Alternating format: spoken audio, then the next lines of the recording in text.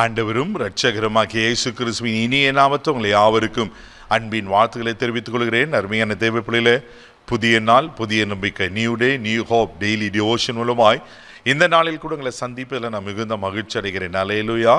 இன்றைக்கு கூட கர்த்தர் நமக்கு கொடுக்கிற வார்த்தை என்ன? உபாகம் புஸ்தகம் 28ஆம் அதிகாரம் 1வது வசனம் கூட நாம் வாசிக்க கேட்போம். உன் தேவனாகிய கர்த்தர் பூமியில் உள்ள சகல ஜாதிகளிலும் உன்னை மேன்மையாக வைப்பார்.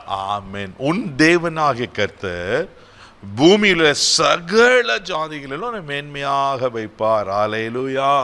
நம்ம ஆண்டவர் யார் தெரியுமா? அவர் மேன்மைப்படுத்துகிற கர்த்தர். நம்மளை மேன்மைப்படுத்தி உயர்த்தி அழகுபடுத்தி நம்மளை அலங்கரித்து பார்க்கறது தான் நம்ம ஆண்டவர். உலகம் என்ன யோசிக்கும்? இவன் எப்போ கீழே விழுவான், இவன் எப்போ நாசமாக போவான், இவனுக்கு விரோதமாக எப்போ தீங்கு நடக்கும், இவன் எப்போ தரித்திரம் அடைவான், இவன் எப்போ பிச்சைக்காரனாக மாறுவான், இவன் எப்போ நோய் வாய்ப்பட்டான், எல்லாமே எதிராக தான் உலகம் யோசிக்கும்.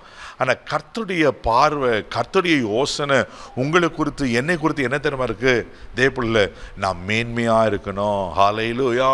அவர் பிள்ளைகளை அவர் மேன்மைப்படுத்தி ஆசீர்வதிக்கிற ஆண்டவராய் காணப்படுகிறார். அதனால தான் பூமியில் சகல ஜனங்களிலும் கர்த்தரை மேன்மையாக வைப்பாருன்னு அவங்க சொல்லப்பட்டிருக்கிறது அல்லவா?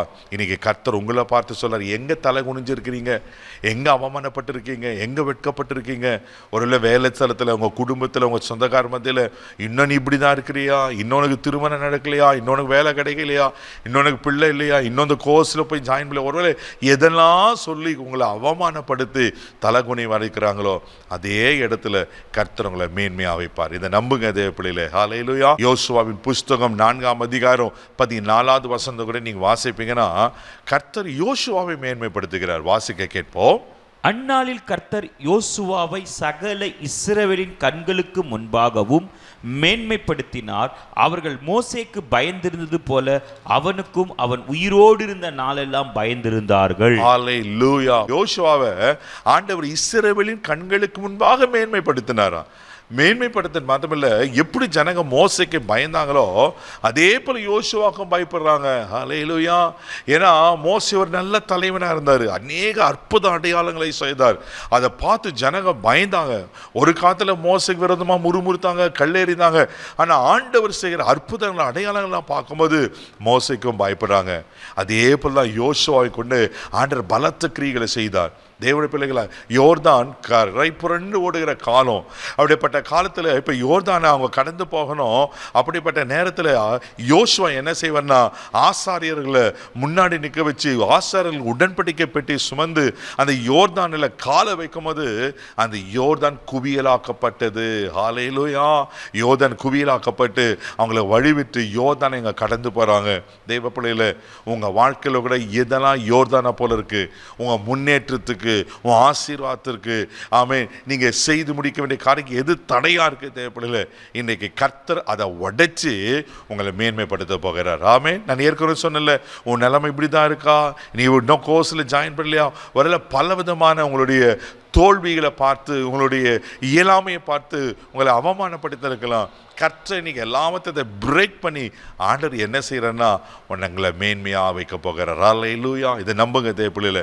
அவர் உங்களை மேன்மைப்படுத்துவார்ச்சுன்னா அவர் மேன்மைப்படுத்துவார். 1 நாளாகமம் புஸ்தகம் 29ஆம் அதிகாரம் 12ஆம் வசனத்தை வாசிப்பீங்கன்னா, எவரையும் மேன்மைப்படுத்த, எவரையும் பலப்படுத்த அவருடைய கரத்தினாலே ஆகும் சொல்லப்பட்டிருக்கு.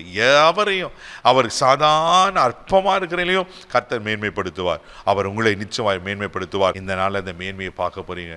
இனி வர நாட்களில் கர்த்தர் உங்களை மேன்மைப்படுத்தி கனப்படுத்த பார்க்க போறீங்க.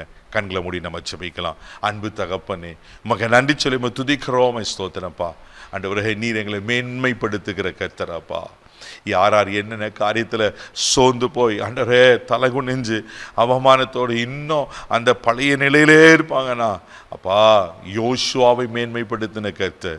ஆண்டவரே, அந்த யோர்தான் கரை புரண்டு போனதப்பா, ஆனால் அதை குவியல் ஆக்கி அற்புதத்தை செய்து அதை யோர்தானை கடக்க பண்ணி ஆண்டவரே யோசுவாவை மேன்மைப்படுத்துவீங்கன்னா இந்த ஜனங்களுடைய ஆசீர்வாதத்துக்கு, நன்மைக்கு என்ன தடையாக இருக்கிறத தடைகளை உடைத்து இவளை மேன்மைப்படுத்தி கனப்படுத்தி ஆசீர்வதிக்க முடியாது ஜெபிக்கிறப்பா.